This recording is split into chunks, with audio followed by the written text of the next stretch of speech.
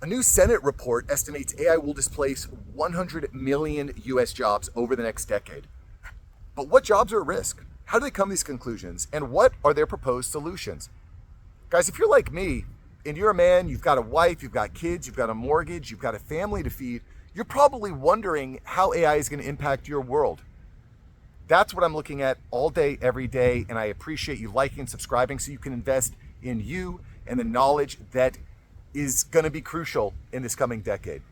And in today's video, we're going to take a deep dive into this Senate report because I think it's really fascinating. So Bernie Sanders headlined this report, and Bernie and the Democrats released this report. It is titled, get this, "The Big Tech Oligarchs' War Against Workers. AI and automation could destroy nearly 100 million US jobs in a decade." And, you know, I don't necessarily say I wouldn't necessarily characterize it as the big tech oligarchs' war against humans.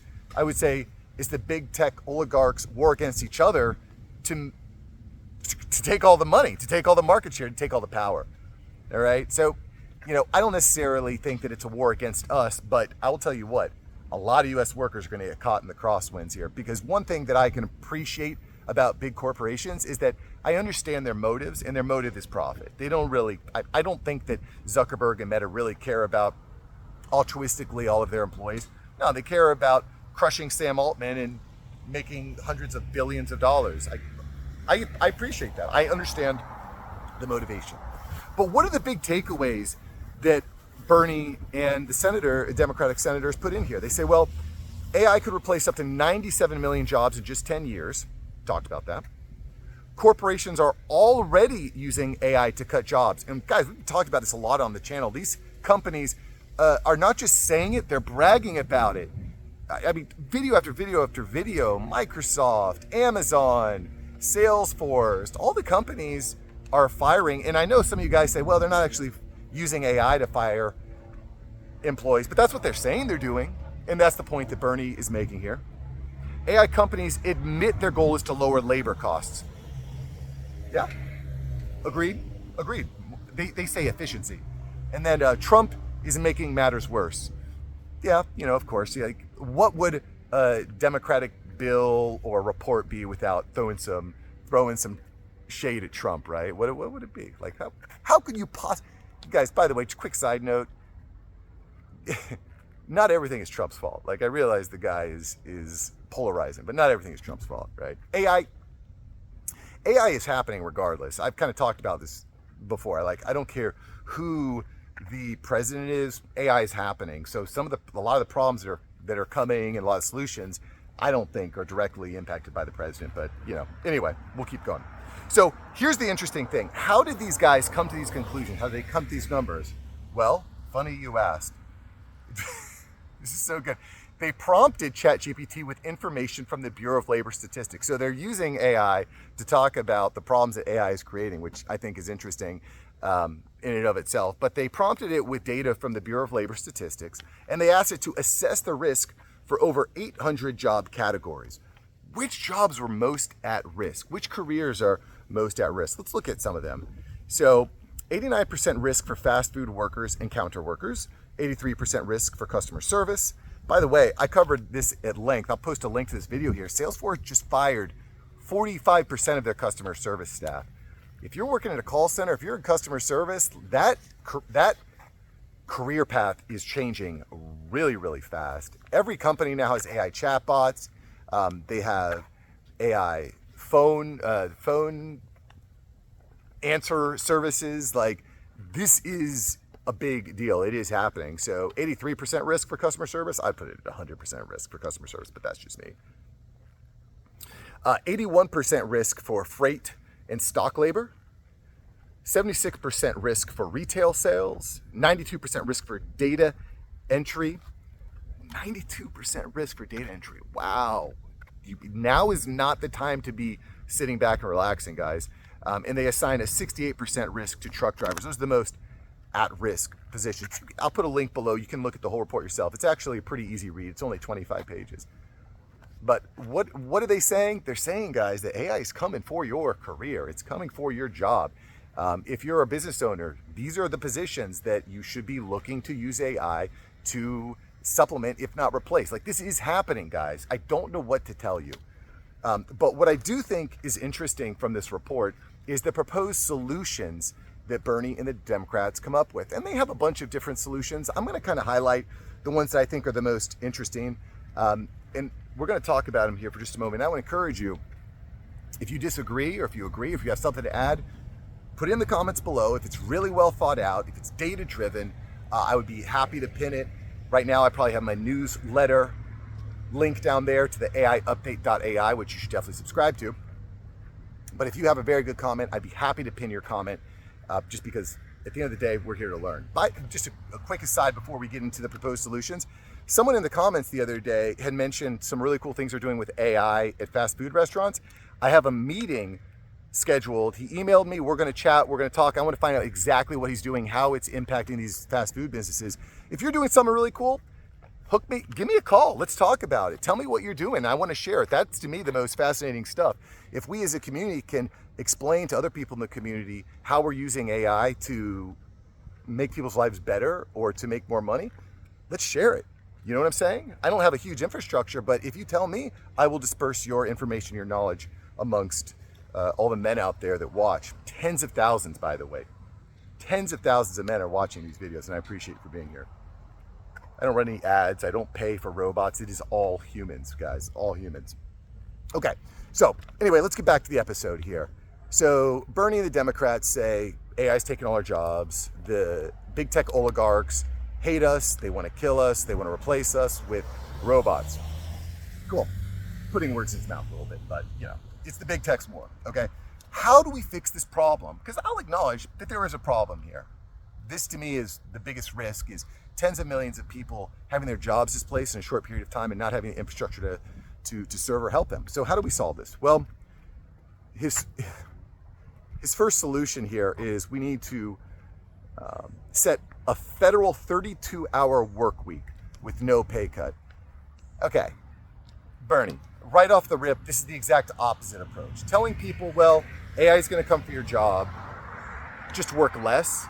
I don't understand, guys, I don't understand this mentality. I was visiting Ireland last year over the summer, and people were dying of starvation over there. You know, they're working day and night tirelessly to try to feed their families. And here you're fighting for a 32-hour work week. I just don't understand this mentality. That is, in my opinion, and you might disagree, that's fine.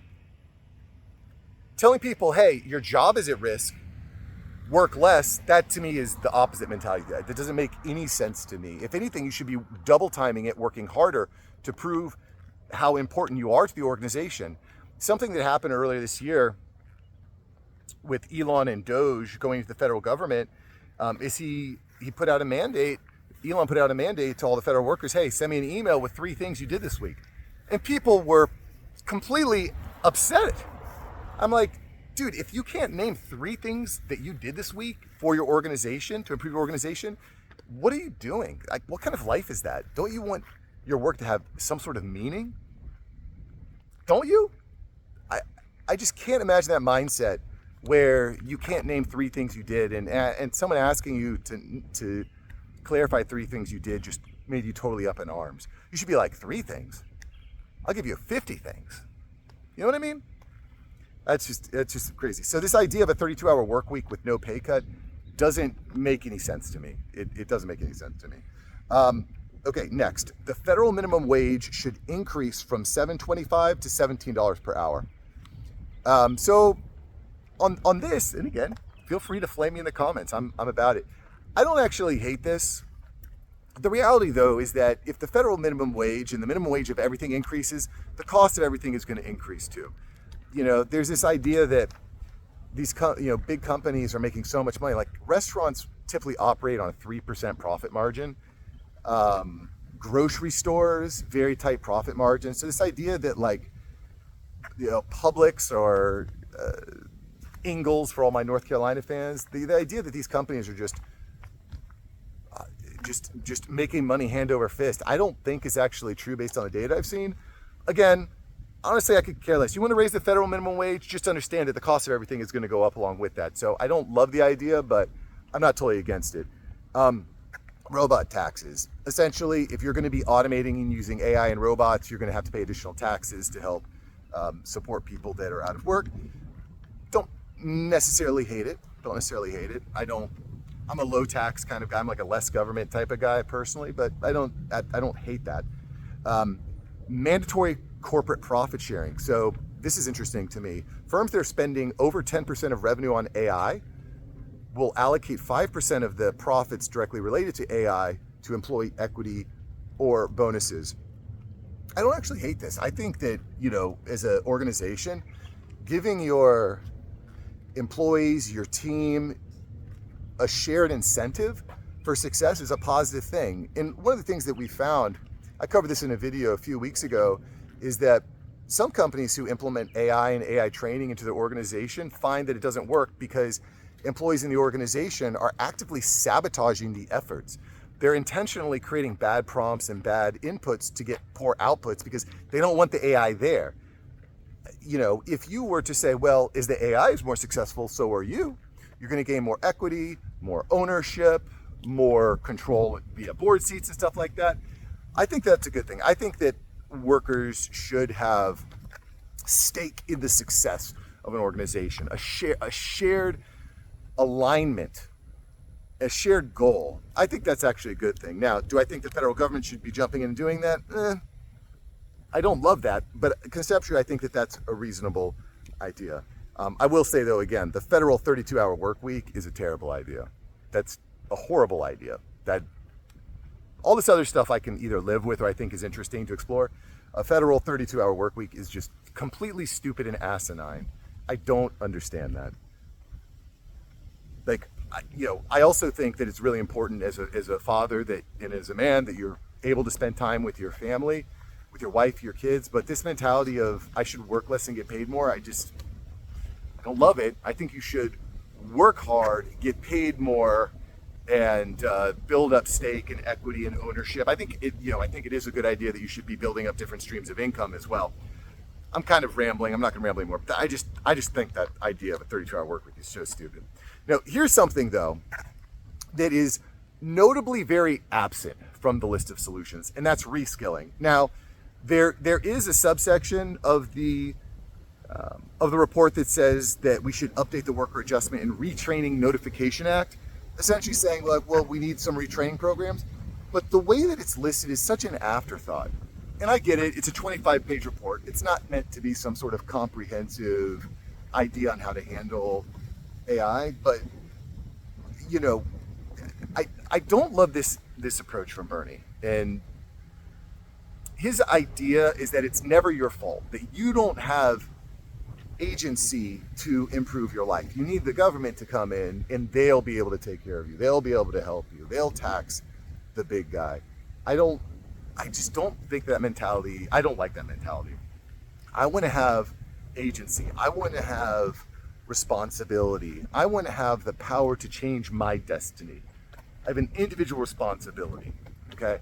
And the idea that the government cares about me, this is kind of the same thing that I was mentioning about corporations. I know what the corporations want. They want more profit.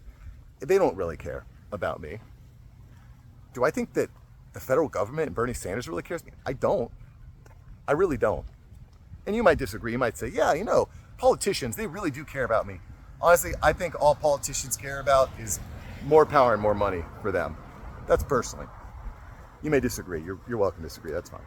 But I am a little bit disappointed that reskilling and the sense of urgency is not talked about more in this report. I think that is by far the most important thing is reskilling, helping men like you and me find new avenues to provide for family.